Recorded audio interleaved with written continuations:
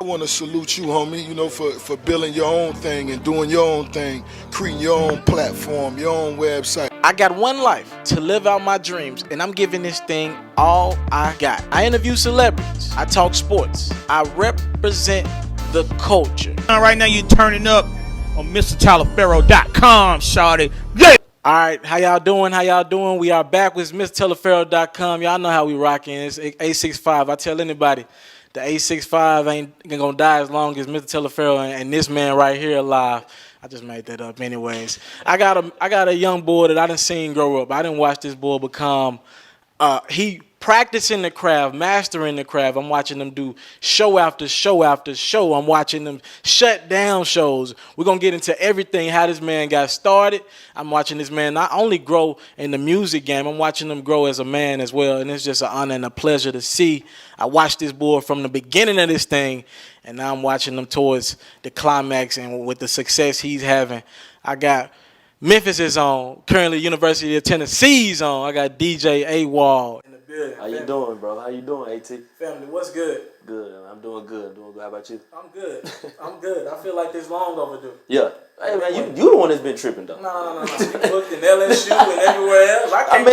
Hey, you missed the AT though, man. I mean, you got Rick Ross and Gotti. We gotta talk about all that. Right now, I got DJ AWOL. All right. DJ AWOL right now. We're gonna get into everything from who AWOL thinks is the best artist in the game. We're going to get into Young Thug wearing dresses. You got to wait and hear that. We're going to get into Rihanna getting tattoos or Drizzy Dragons. We got so much. But before we get into all that, AWOL, I really want to know how you got started. Could you tell me how you just got into this DJ thing? We'll start off with First Class Entertainment, which is my promotion group. We started throwing parties or whatever, and we was like, man, we need a go-to DJ.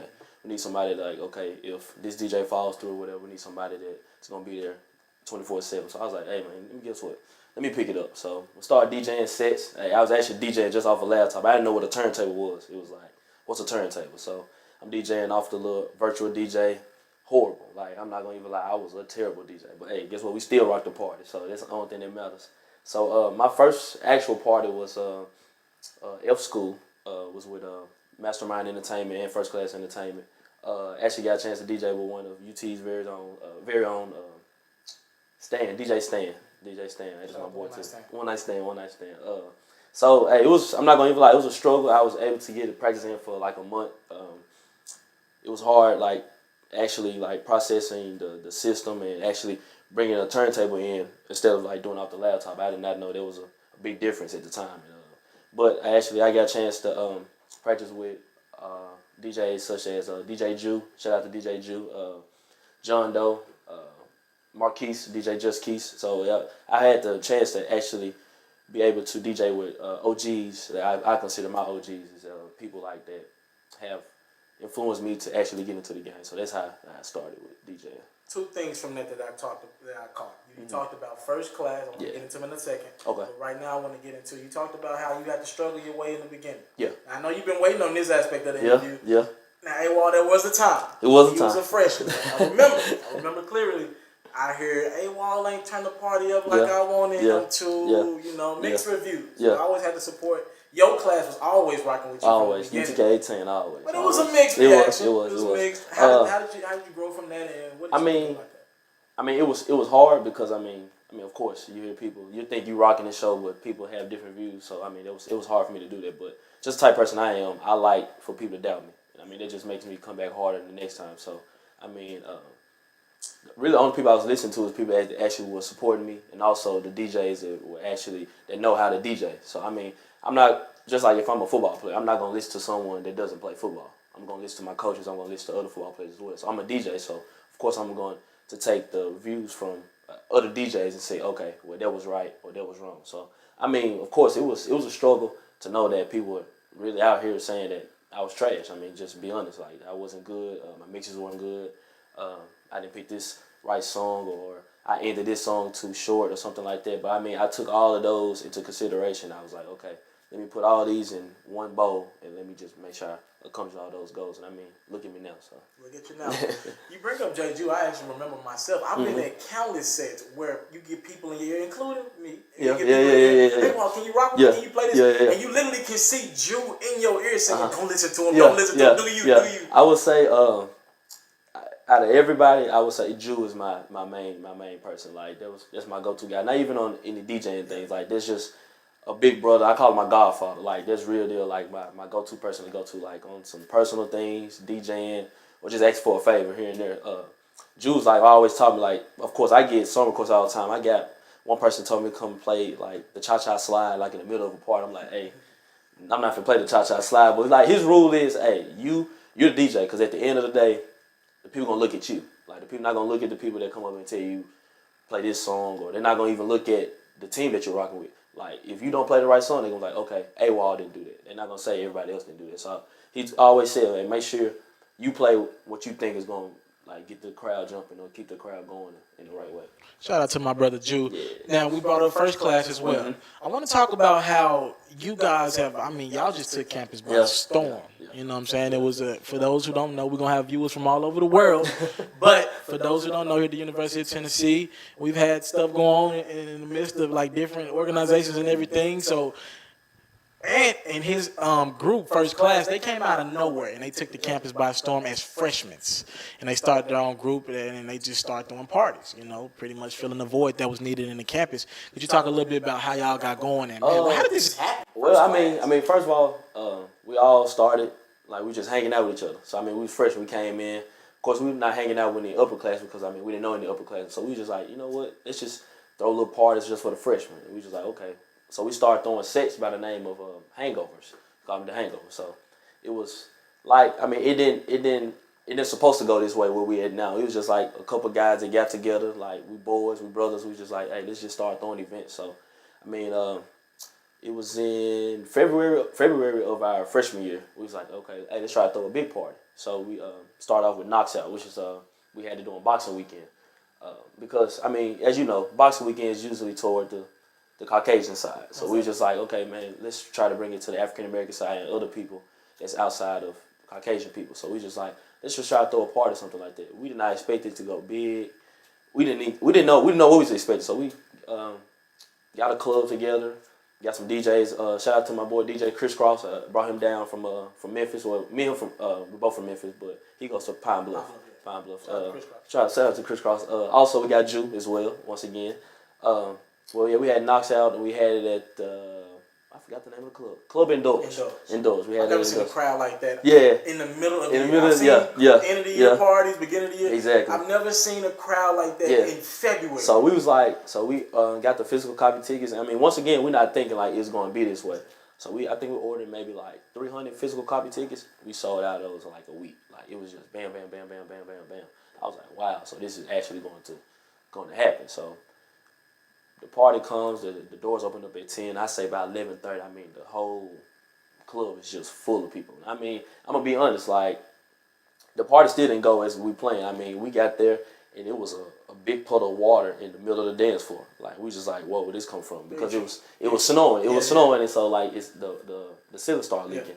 I mean, but we took those, like, all the problems that we had, like, security didn't show up until, like, 12, and when they showed up, it really, like, they didn't do anything. So it was like, we was very young. We was freshmen. Like, we was fresh out of high school, 18-year-olds, like, trying to throw big events like this. And, like, we took all of those problems and all those things that we went through, and we just made sure, like, we progressed later on. And now, look where we're at now. So now we just had Knocks Out 2.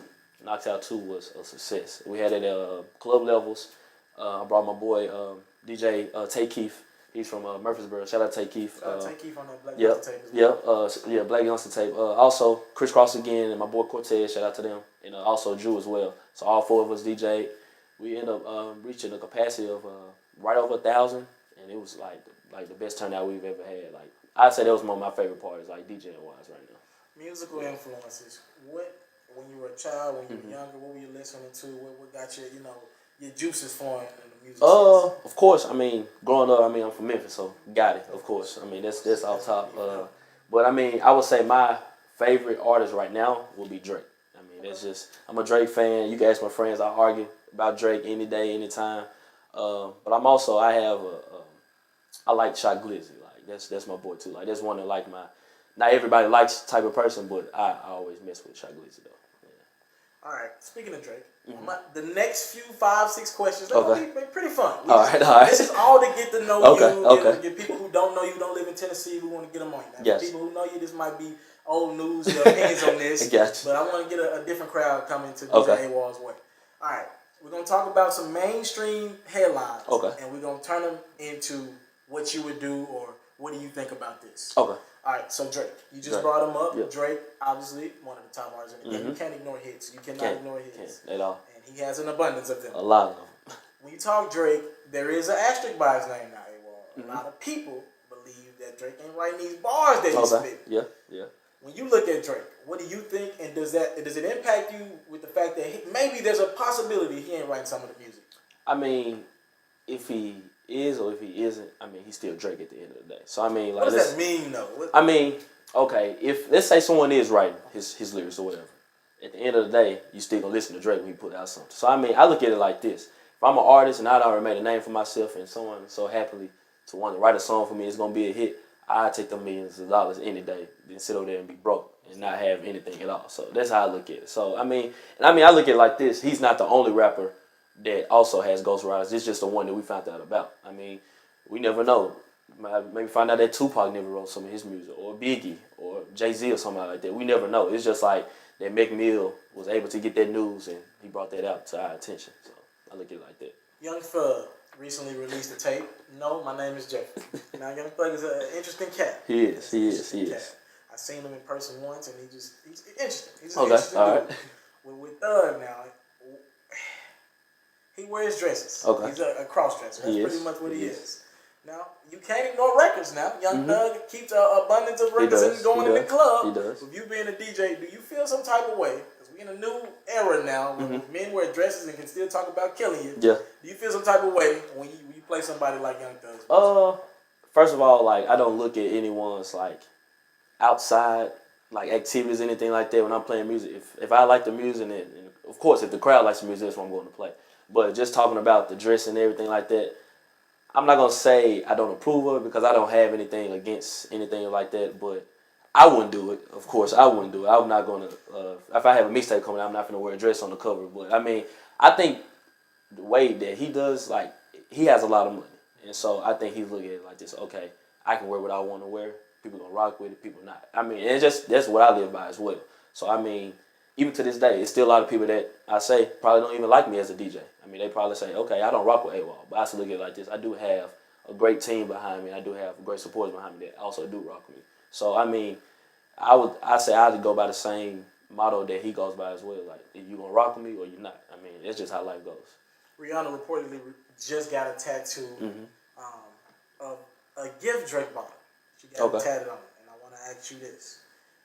Would you ever get your girl's name, a picture of it tatted on it? No. Actually, I just got my first tattoo, and I mean, I would say, like, if I'm going to get a tattoo, it's going to have to mean something. I mean, I'm not going to say that me and the young lady won't be together forever or anything like that, but just case worst case scenario comes and y'all break up and y'all never get back together, you still got her name tatted on you, you're going to look like a dummy. So, I mean, I'm not going to, I would never. Put yourself up in that situation. No, not at all. Lil Wayne has been talking about Free Carter 5, his issues with Birdman, Cash Money, understand he ain't got his money. He just recently released a track a couple nights ago, and it's pretty much going at Birdman, how he ain't got paid. Yeah. With that being said, a lot of DJs are getting signed. I think Sam Sneak with Ricky Rose and MOG getting paid right now. With that being said, if a label would have come to you in the future, you know, you rising up the charts, if a label would have come to you, maybe this is a 6-figure check we talking about. Okay. Does Lil Wayne's situation turn you off? Because you making so much money, which is getting booked, it's not going nothing but up for you. Yeah. Does a label turn you off because you ever see yourself signed to a label? Talk to me a little bit. I mean, of course. I mean, if someone come to me and say they would like to sign me, of course I'm gonna take it into consideration. But I say I would like to build a relationship with them first. And I mean, from the Birdman and Lil Wayne, you can't get a closer relationship. Yeah, but I mean, I feel that. I just think like even with them two, I think it was just a whole lot of misunderstanding and stuff like that. But I think the first thing that you really should do is build a relationship, because that's a big step you're taking. Like, you're almost signing over your talents over to a label. It's actually what you're doing. You're signing your talents over to a label. But I believe if I have a sit down with them and we actually just hang out or something like that, even something simple like maybe go get dinner or something like that. But I have to build a relationship so I can be able to, okay, even on some personal things, I can come to you on that as well. And I just know that before I sign with someone, I would have to think in my mind, okay, yeah, they're gonna have my back no matter what. Like, if my records sell or if people booking me, if they not, I just know that you still gonna be there no matter what. So give me a top five artists in the game. We brought up Drake, Thug, we brought up Meek, we brought up Glizzy. But I want to know your top 5 artists. My top 5, or we gonna do top 5? We can do both. Okay. Let's go top 5 for you. Okay. For you, as far as your top 5 and top 5 actually in the game. Okay. My top 5 will be Drake, number 1. We're gonna go Gotti. Let's do Gotti and Dolph / Okay, they're gonna top for 2. Okay, this Memphis. Number 3, I'm gonna go with Gucci Mane. Number 4, I'm gonna go with Big Sean. Like, I think a lot of people sleep on Big Sean, and I mean, he's one of my favorite artists, like lyric wise and all of. Number 5, Migos. I'm a Migos fan. Like, okay, this is just you. Okay. Yes, I'm a Migos fan. Like, I started to argue you about that one, but I'm gonna let you have that. I'm a Migos fan. Like, I just believe, like, even going back to No Label, like No Label 2, like No Label 1, like they've been had bars, they've been had lyrics, but it's just like now, and I think this has a lot to do with, even with Future, for example. I think people like look at Future now, Beast Mode and 56 Nights and What Time to Be Alive, like, oh man, Future was bumping at astronaut status to me. Like, I mean, so like I just feel like people are now on their wave now, and like, I mean, I still respect people like that, but like, don't get on the wave if you weren't there when they been has like music that's been like bumping, like in my. There's a lot of people who went on the AWOL wave. That's Okay, I feel on that. Now, there's a lot of people rocking with AWOL now. Yeah. I mean, top 5 in the game. Top 5 in the game. Still Drake. Okay. Number 1. I say Future. Kanye. I'm not a Kanye fan. I'm sorry to my audience. I'm not a Kanye fan at all. Like, but you respect. I respect. I like his music, but like him as a person in it, I'm just not. I'm not cool with it. What is this? That's 3. That's 3. 2 more. Gucci Mane, since he's been released. I mean, that's a Godfather. And number 5, I'm not gonna lie. I'm put Lil Uzi Vert right now. I got a question about Lil Uzi. I'm put Lil Uzi. Love that you just segued me into this question. Lil Uzi recently did an interview, and they asked him could he name 5 Tupac songs. He couldn't name 5. Wow. Do you think it's important to know your history about the music? Because you're deep into it, you never know who you're going to meet, what producer, who's behind the scenes. Do you think it's important to still know the history? No, because, I mean, I look at it like this. It's a lot of African Americans that don't know about Black history. Very true. So, I mean, if he feels like that Tupac didn't influence him to get into the rap game, then, I mean, I don't see no problem with it. I mean, let's say Biggie influenced him. Maybe you can ask him, does he know 5 Biggie songs? He probably like 20 or 30 of them. So, I think it's more so on who was your biggest influence in getting in the game or actually pursuing this career than trying to say, okay, just a random person, like, okay, how many can you name 5 songs from this? I mean, I don't look at him wrong for doing it. So for not knowing 5 Tupac songs. Now, I want to talk to you. I want to kind of swing from hip hop headlines to a serious question here. All right, a lot of killings going on between African Americans. A lot of killings going on of the African American period. Okay. But specifically, when you talk African American, a lot of people want to blame hip hop and music on it right now. I want to ask you about your comfort level playing a lot of music, listening to a lot of music. Maybe AWOL can separate the music from what's actually going on. But you got a lot of people who out here going at it because of some of these lyrics. Currently, right now, I'm even working with some people. We're trying to we've been working on it for I'd say past year and a half now, trying to get like a little festival. I mean, really, I'm trying to take it back to my city, which is Memphis, which a lot of those killings are happening right now. We need help. So we're trying to get like a little festival because I look at Memphis like Atlanta. Maybe like a lot of other people don't, but since I've been born and raised in Memphis, I know everything that's going on in Memphis. I look at it as Atlanta, like Atlanta, Georgia. So what you mean by Atlanta, Georgia, what you got? You got Future, you got Gucci Man, you got Thug, you got Metro Boomin. Like, you got all these, Zaytoven, you got all these producers and all these rappers that are big name rappers and producers right now because they all help one another. I look at Memphis on the flip side.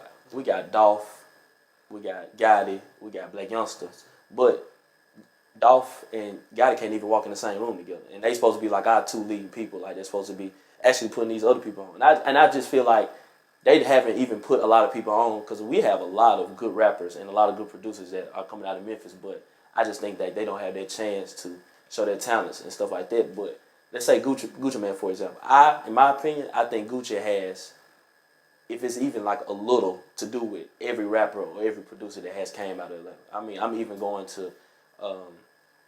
like Metro, like we watch YouTube videos all the time. I even think he has something to do with the Migos. Like, I just feel like Gucci Man, and I just feel like Gotti and Dolph supposed to be like the Gucci Man of Memphis. I mean, we have, like I said, we have so many young rappers that's coming up that just don't get their exposure. See, I kind of agree with you, but at the same time, you bring up Gucci Man. There was a point in time where him and Jeezy, him and Tip. Yeah. So I think it's hatred in every city. I just never understand how. Just did an interview with some artists, Fast Cash. Fast Cash, yeah. I did an interview with them, and one thing that kind of stood out with me about the interview is that they said, it's crazy. We ain't even getting love in our own city. We can't get booked in our own city. But when we not the artists from that city, we go to Atlanta. We live in Atlanta now. We're getting hella love. Exactly. I mean, but that's just, I don't know why Memphis is like that, but that's just how Memphis has been like since I've been born. It's just like, not even in the music, like, just period. Like, they just don't want to see another person have something more than them. Instead of, like, I look at it like, okay, if he got more than me, I'm just going to go back home, go back to the drawing board, try to get what he has. But I'm not going to go try to take it from him or go on Twitter and talk bad about him or anything like that, because I know I'm not the best DJ. But the thing about it is, if you bring the best DJ in here, I'm going to give him my 110%. He going to have to come in here and give his A game. If not, I'm going to get him. But I mean, I respect every DJ. But I've even came across some DJs like they have tried to disrespect me. But like the type of person I am, I'm just like, hey, I turned the other cheek and I just walked the other way. Because I don't like to burn bridges. Because I mean, like Crisscross, for example. Crisscross is in Pine Bluff. I got a DJ Yo in Memphis. I got my boy Tay Keith in Murfreesboro, Louis P in Murfreesboro. We got Primetime in Atlanta. We got Mike Nasty in Atlanta. We got DJ Mark B in Atlanta. Like, all those are connections. Like, so if Mark B want to come to Knoxville, I want to come to Atlanta, that's boom boom. We throw each other on the flyer. Now we taking over two cities just like that. So if I want to go to Pine Bluff, I bring Crisscross out almost every part. So I even supposed to be going down to Pine Bluff for their homecoming this year. So bam. So that's like, so it's almost like with the rappers. It's the same thing with DJs. Like, you supposed to build relationships, because I don't want to just stay in Knoxville, because I mean, I'm not doing nothing if I'm just gonna stay in Knoxville. So like, I want to branch out and get to other places. And then and another thing, I don't want to go by myself. Like, I told you this, like, literally you can ask him. I said, wherever I go, you going with me, because that's the person that was there when no one else was like, well, one of the people that was there, like, really there saying, okay, hey man, hey, and you got it. Like, forget what everybody's saying, like, you're not this and you're not that, you can't scratch, you can't be a DJ or whatever. But I mean, people don't know that I know, like, who was actually there in the first place. And I know the people that was talking bad about me. But guess what? I'm still gonna smile in your face and I'm gonna keep it pushing, because I don't have any beef towards you. That was your opinion now. It was your opinion then, but what's your opinion now? So that's the only thing I'm worried about. Life is definitely about the connections you make. Speaking about connecting things, when you need a song in a mix to connect the crowd, when you feel as though you need your go-to song to play, what's your go-to song as a DJ that you Really, I got two songs. Okay. I mean, This Is How We Do It, of course. Okay. I got to. Like, that's just that song that gets everybody in that old school mode. Like, it start doing the little kid and play, like the little R. Kelly shuffle, something like that. Yeah. Or Let's Do It by Waka Flocka. Oh, like, what I do is I cut the mic off. Now, I'm not gonna leave lie. I give everybody credit. I got it from DJ Yo. You cut the mic off. You say the beginning of the song like money. Yeah. So you do it like that, and then when the beat drop, I drop it like soon as the beat drop, and it gets the crowd like really, really hyped. So those are my two go-to songs, I would say, in the crowd. Do you believe women dancing, the guys pursuing women through dancing? Can we dance together? Can I get this? I guess can I get this thing going? But what do you think about the art of women dancing in parties? Because it seems like it's kind of not there. Yeah, it's not there. I feel like dudes would rather dance with each Yeah, other. yeah, true. What do you think? I would say, I think it has got to the point where it's a lot of judgment going on. I think social media has really taken it away from us because, I mean, I don't see the thing wrong with a young lady dancing on another guy. She having fun. She paid. I'm looking like I said on the mic every party. If a person is a real DJ AWOL fan, they know I say this on the mic. Why are you paying $15 to come in here and sit down? I'm the type of person is if I pay for a party, first of all, if I pay for an event, I'm gonna go in there. Don't let them fool you. If I go to an event, I'm going to have a good time. Like, I don't see how people walk into an event and go pick a table and sit there and judge other people. Like, and I mean, I'm gonna take it to UT. I mean, because you asked the question. So even with UT, like outside even the party, like I think we're not going to get to where we want to be as a black community at UT because we hate on one another. Like, and I mean, I'm gonna be honest. First Class Entertainment, we are a couple young men and young women that are making a big influence on campus. Not only do we do parties, but people don't know we've done numerous of like school events. And the only reason that we don't want to become a school organization is because it will limit us on doing certain things, like what we're good at, parties. So we just like, okay, you know what? We'll take the back seat. We'll be in the back, and we can let y'all guys take the shine. Like we've done numerous events that we even take $1 from, and then like NAACP, we did a ton of events with them. I had weeks, first class week. So like it's just I don't understand how you can sit here and judge these group of people because of what we say or what we do. But no, it's like because what we say, we're gonna actually do it. Like it's a lot of people that say a lot of things like, oh man, I plan on doing this or I plan on doing that. Come a month later too, like, okay, what you doing? They're not doing anything. And I mean, I look at it like this: if you have a group of people that's actually out here making UT actually look good, then I don't see like why you should have a problem with it. I mean, that's just me venting because that was well overdue. So I'm just saying it like that. You got it off your chest. Yeah. Mixtape. Can you talk to me about who's on this tape that we're promoting here? Who's producing on it? Just talk. Okay. Got my boy G Styles. Shout out to G Styles. He's actually producing the whole thing. I'm actually getting it finished tonight. Also, I got DJs on there doing drops. I got DJ Mark B from Atlanta. UT's very own Mike Nasty. UT's very own DJ Jew. Chris Cross. Deborah Cortez. My girl Jazzy Lowe, MT. Shout out to Jazzy. Who else? DJ Naki. He's University of Memphis. Okay. Let me see who else.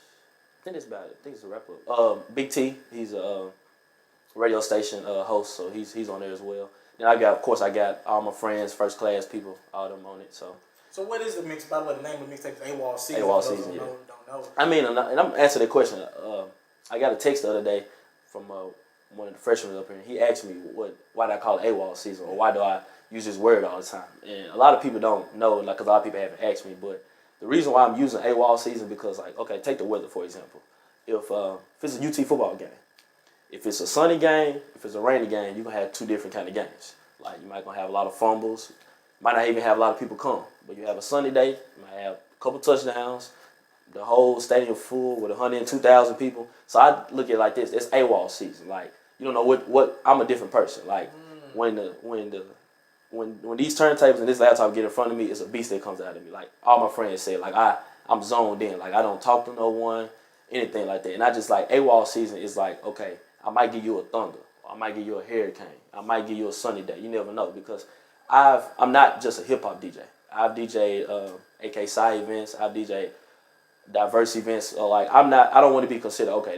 That's Anthony, the black DJ. I'm not that. I'm actually going to LSU this weekend. I'm actually leaving Thursday. We're gonna talk about okay, yeah, but just saying like how I like to be a diverse DJ because you never know. I might have to go do a Hispanic party over here. Might go do a Caucasian part over here, but I'm able to do like adjust and get cover all of those as well. So with the mixtape, what am I getting? Am I getting you with artists? Or I'm getting you? Well, the first few tracks we got, first 6-7 tracks, me DJ mixing. Okay. Get you a little groove while you're in the car, or like you can throw on in a pregame, or some of you just throw on in the house and you just let it roll. And the next 6 or 7 songs is like popping songs that we hear on the radio. So like I Got the Keys, or Key to the Streets, or some Gucci Man or something like that. And then the last few songs are all the people that I've heard their music, and I think that other people should hear their music as well. So like underground music, featuring DJ Yo, he has a song on there. Yo, singing, is he rapping? He's singing. Yeah, singing. Fast Cash, who you interviewed, they're on there as well. My boy J Ran actually did his mixtape, so I got a song on here from him. My boys Cups and Bird, like those two people I say from Memphis that people are really sleeping on. Like they have some great songs out, so I got one of those songs on there, and it's also a girl that's coming out, Knoxville Trop. You know Trop? Trop, yeah. So me and Trop been talking lately, so I'm actually finna start playing a couple of her songs in the club. So one of her songs on there as well. So I was at a club one time, family, and Trop shut it down. Yeah, literally shut the party down. You talking about the Migos?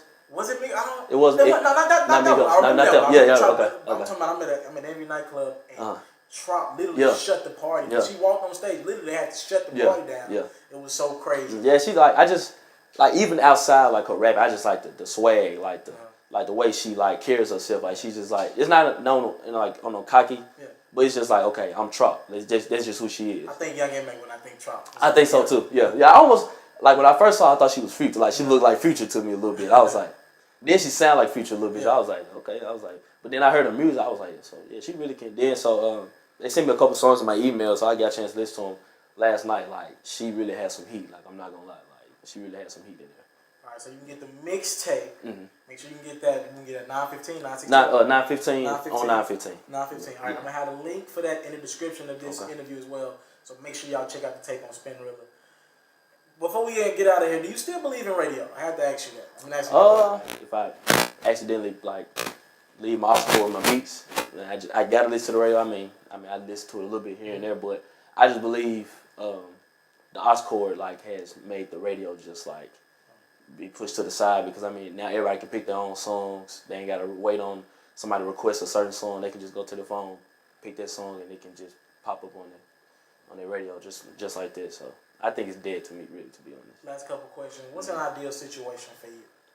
What you mean by that? When I mean ideal situation in the future, if A-Wall could have it his way, what would you be doing?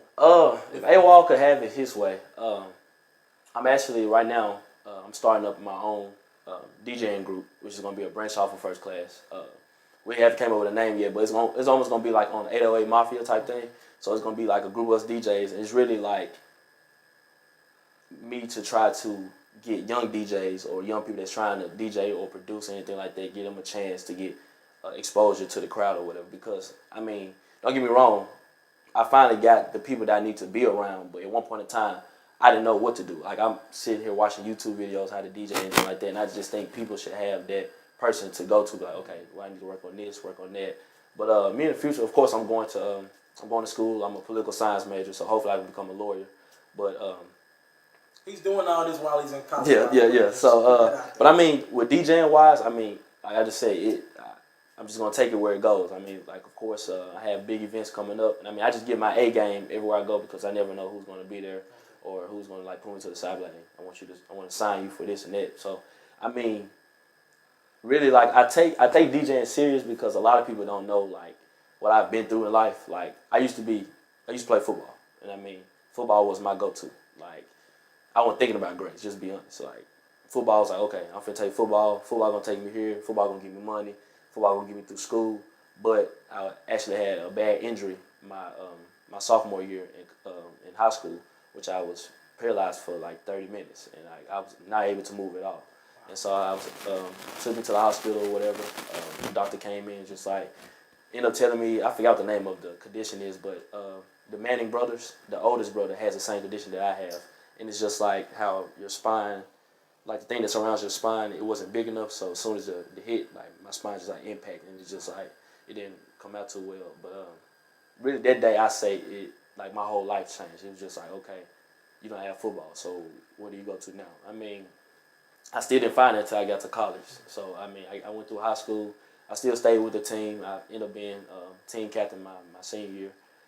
So I got to college, and I'm just like, okay, you got the grades, so like, what are you gonna do? So I mean, that's when I found out that I'm a great leader. So I ended up getting involved on campus, and then that's when I picked up DJing. I mean, ever since I picked up DJing, and like a lot of people, even when they come to me and they be like, hey, and you need to do this and that, and they be like, man, why you so serious? Like, why you staying up till 2 o'clock in the morning to mix? Or, man, you need to get some sleep. And like, I don't sleep. Like, if you ask my friends, I do not sleep at all. So it's just like, when I find something that I'm really, really passionate about, and now it's DJing, then I'm gonna put my 110%, and I'm not gonna let anyone come between it at all, no matter who it is. This weekend, Soulja Boy, what can you talk to me a little bit about this? I'm actually heading out to LSU. Soulja Boy's performing for Fred up there, and I was actually just sitting down. I can tell you the story. I was sitting down. We was actually sitting down in the living room, and we was just like, you know what? So I got a call from one of my boys named John Esses. He graduated from high school with us. He was like, hey man, hey Ant, I want you to come down to Baton Rouge and DJ for us. I was like, okay, that's cool. So I'm still not knowing how big this is or whatever. So it's called Liftoff. That's what it's called. And you can look it up on YouTube. But they had Juicy J last year. It's huge. Like thousands and thousands of people. I'm like, wow. Like, so this is really legit. So he called me the following week and he was like, so yeah, we booked Soulja Boy. I was like Soulja Boy. He's like, yeah. So I got a call last week because what I was supposed to be doing was DJing from 10 to like 11:30, and then Soulja Boy was supposed to be performing. So I got a call from the person that's over the whole thing, the president of the frat, and he was like that Soulja Boy actually wants me to DJ while he's performing as well. Wow. So I'll be able to get a little exposure with Soulja Boy as well on stage. So hopefully that goes out well, because I mean my number one goal is like every time I get around somebody that has their pull or their connection, I got to bring my A game. So hopefully it goes well this weekend. You got it, family. Yeah. Congratulations on that. Appreciate it. Yeah. I didn't even know that. Yeah, I just found that out a couple of days ago, so that's how that's going. You can go get AWOL season everywhere. This Thursday. What time? What time? 9:15 Thursday. 9:15 on 9:15. Right? 9:15 on 9:15. Okay, yes sir. AWOL season. I'm happy to see this brother prospering. Got a lot of big things coming your way. DJ AWOL, I'm telling y'all now, you're going to hear this name for years to come. You might as well get it. It's AWOL season. I guess every season is AWOL season. AWOL season. Shout out to DJ AWOL. Now, that social media is at the bottom of your screen right now. Make sure you follow him. Follow him. Contact him. His booking is in his description. It's on Twitter. Yeah, most definitely. Book this man for your shows, whatever you got going. Anything. We do everything. Wedding receptions.